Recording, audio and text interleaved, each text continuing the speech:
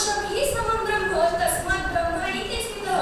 अर्थात ज्यांचे मन समभावात समान भावनेत स्थित आहे अशा व्यक्तींना त्यांच्या जीवितामध्ये परमात्म्याच्या निर्गुणांची प्राप्ती होते. आज माझा इथला विषय आहे prize money in sports. Should women sports person get same amount as men? I feel like हा विषय मला इथे मांडावा लागतोय. हीच एक खिंतेची बाब आहे.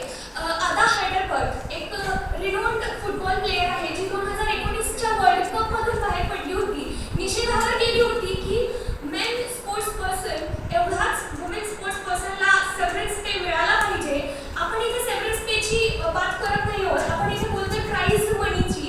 प्राइज मनी मिळवण्यासाठी केलेली मेहनत जर सारखी असेल तर त्याचा आदर करण्यासाठी दोन्ही जेंडर्सना इक्वल प्राइज मनी मिळाला नाही पाहिजे का असं मला वाटतं. ज्यावेळी दंगल सारखी मूवी जगभरात यश प्राप्त करते, तिची सगळीकडे कौतुक होतं, तर त्या मूवीचा मेन मुद्दाच आपण विसरून चाललोय.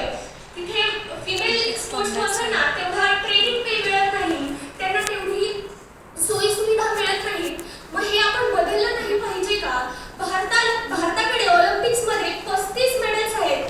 तब्बल 24 गेम्समध्ये, त्यापैकी फक्त 8 मेडल्स हे फिमेल स्पोर्ट्स पर्सननी आणलेले आहेत. मला असं वाटतं ही संख्या जर आपल्याला वाढवायची असेल तर कुठे ना कुठेतरी अशा गोष्टींमधून आपण आणखी फिमेल्सना या क्षेत्राकडे अट्रॅक्ट करू शकतो.